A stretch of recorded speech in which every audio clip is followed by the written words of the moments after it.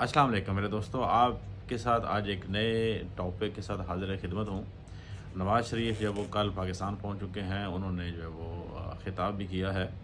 दो मौज़ू पे मैं आज गुफ्तगू करूँगा। एक के कल नवाज़ शरीफ ने जो इज्तिमा किया नवाज़ शरीफ के इस्तकबाल के लिए, वो कैसा था, और दूसरा गुफ्तगू करते हैं कि जो गुफ्तगू की नवाज़ शरीफ साहब ने वो कैसे की।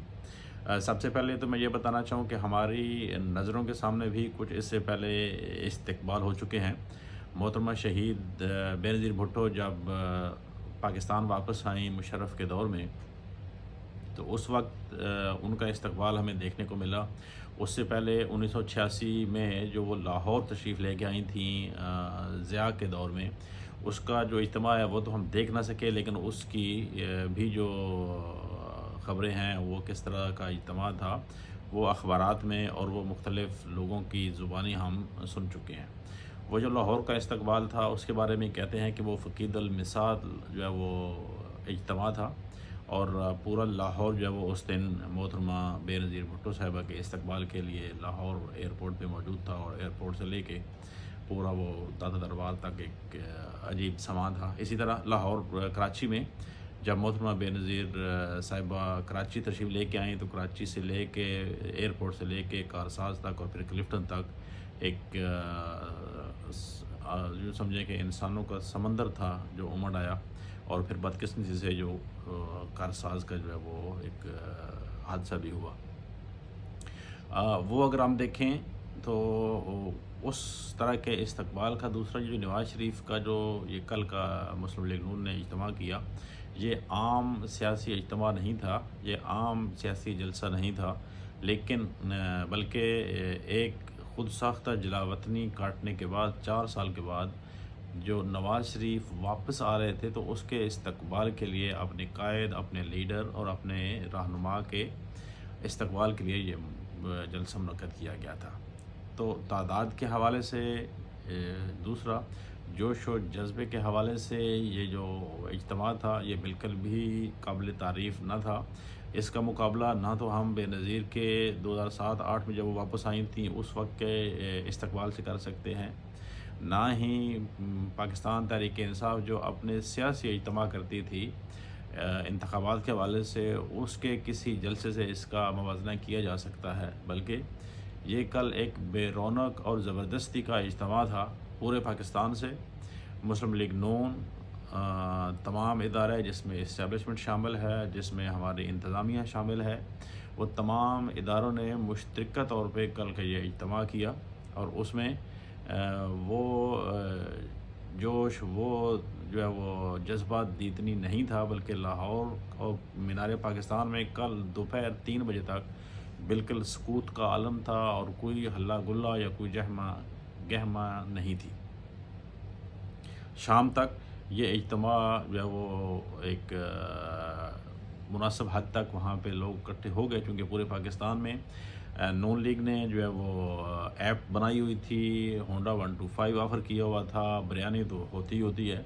उसके साथ साथ जन्नत के टिकट भी बांटने थे। तो काउंसलर से लेके यूनियन काउंसिल नाज़िम हों या एमएनए हों, एमपीएज़ हों, तमाम की ड्यूटियाँ थीं, और फिर हर एमएनए एमपीए हमें ये कहते हुए सुना कि जी मैं ख़ुद मॉनिटर करूँगा, मेरी टीम खुफिया मौजूद होगी। तो सब लोगों ने ना सिर्फ आना है गाड़ियाँ भर के, बल्कि लाहौर तक पहुँचना है। तो उस अंदाज़ में, और जब पूरी रियासती मशीनरी उनके साथ थी, तो वो एक कुछ ना कुछ लोग इकट्ठे करने में कामयाब हो गए। तो उस अंदाज़ में ये इस्तकबाल तारीख़ का हिस्सा बनेगा, और कोई भी मुनासिब और कामयाब इस्तकबाल हम इसको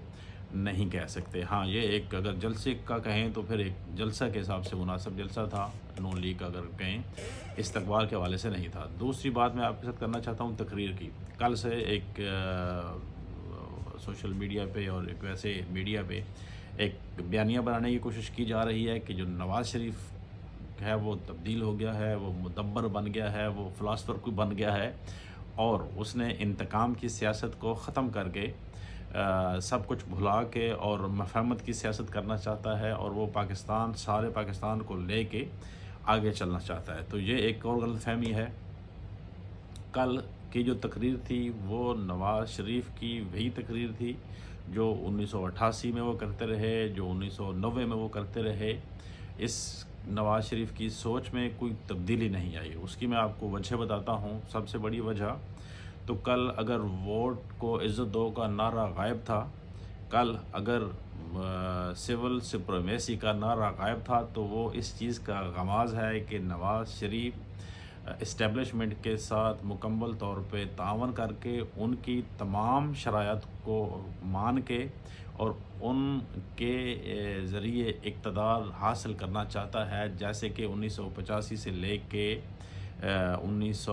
2013 تک کے جتنے بھی انتخابات نون لیگ نے جیتی ہیں وہ اسٹیبلشمنٹ کی سرپرستی سے اور اسٹیبلشمنٹ کی تابعداری کے بعد ہی جیتے ہیں۔ تو یہ والا جو آئندہ انتخاب تو بلکہ نہیں ہوں گے، انتخابات کی ضرورت نہیں پڑے گی، کیونکہ وزیر اعظم تو نواز شریف نے بننا ہے، اور وہ بننا ہے ریاستی اداروں کی سپورٹ کے ساتھ اور ریاستی اداروں کی قبولیت کے ساتھ۔ تو اس لیے وہ جو مفاہمت کی بات کر رہے تھے، تو وہ مفاہمت کی بات اداروں کے ساتھ تھی، وہ مفاہمت کی بات اسٹیبلشمنٹ کے ساتھ تھی، وہ مفاہمت کی بات پاکستان کے دیگر سٹیک ہولڈر کے ساتھ نہیں تھی۔ سیاسی طور پہ انہوں نے کسی بھی سیاسی مخالف کے ساتھ مفاہمت کرنے کی نہ گفتگو کی ہے اور نہ ہی ان کا ارادہ ہے۔ اگر سیاسی مفاہمت کی گفتگو ہوتی تو جو سیاسی مخالفین ہیں آج ان کے ساتھ جو حشر لاہور میں ہوا ہے وہ نہ ہوتا۔ کل سارے پاکستان میں پولیس سے لے کے جتنی انتظامیہ تھی وہ نون لیگ کے جلسے کو کامیاب بنانے میں ان کے لیے مددگار تھی، لیکن آج ایک کارنر میٹنگ تھی پاکستان تحریک انصاف کی کہانا میں،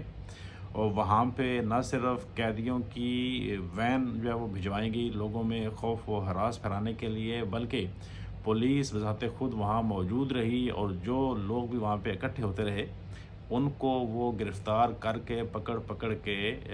تھانوں میں لے کے جاتے رہے۔ درجنوں افراد آج صرف کارنر میٹنگ کے لیے کرنے کی وجہ سے گرفتار ہوئے ہیں۔ تو اگر سیاسی مفاہمت کی گفتگو ہوتی تو آج ہم لاہور میں یہ منظر نہ دیکھتے، کیونکہ موجودہ پاکستان کی انتظامیہ صرف وہی کر رہی ہے جو مسلم لیگ نون چاہتی ہے، جو مسلم لیگ نون کی منشا ہے کہ ہم اکیلے ہی انتخابات میں جائیں، ہم اکیلے ہی جو وہ الیکشن کی دوڑ میں دوڑیں، اور اسی لیے ہم منتخب ہو سکتے ہیں، چونکہ اگر مخالفین اور جو سیاسی پارٹیاں ہیں وہ اگر ہمارے مقابلے میں آئیں گی تو پھر پاکستان تحریک انصاف کا مقابلہ کرنا نون لیگ کی بس کی بات نہیں ہے۔ دوسرا میں یہ بتانا چاہتا ہوں کہ آج کل جتنی سختیاں ہو رہی ہیں، جو لوگ اغوا کیے جا رہے ہیں، جو لوگ مجبور کیے جا رہے ہیں کہ وہ پریس کانفرنس کر کے پارٹی تبدیل کریں، تو یہ بھی منشا نون لیگ کی ہے کہ جتنے بھی پاکستان تحریک انصاف کے لوگ توڑے جا سکیں وہ زور زبردستی کے ساتھ توڑے جائیں تاکہ مد مقابل نہ بچے۔ تو میرے پاکستانیوں، نواز شریف کوئی مدبر یا کوئی انقلابی رہنما نہیں ہے، اور نہ ہی تجربات سے سیکھنے کی صلاحیت نواز شریف میں موجود ہے۔ وہ بعین ہی جیسے کہ 85 میں انہوں نے اپنا سفر شروع کیا تھا وہ اسی جگہ پہ موجود ہیں، انہی اداروں کے ساتھ آج بھی وہ اسی طرح اپنی خدمات مہیا کر رہے ہیں۔ وہ وزیر اعظم سلیکٹ ہو چکے ہیں، اور آئندہ چند دنوں میں شاید انتخابات کا تردد کرنے کی ضرورت پڑے یا ضرورت نہ پڑے تو وہ وزیر اعظم بن جائیں گے ہم، کیونکہ جو حالات ہیں وہ تو اسی طرف جا رہے ہیں۔ تو یہ میرا گفتگو تھی آج کے اس جو ہے وہ جلسے کے حوالے سے۔ انشاءاللہ پھر آپ سے ملاقات ہوتی ہے بعد میں۔ شکریہ۔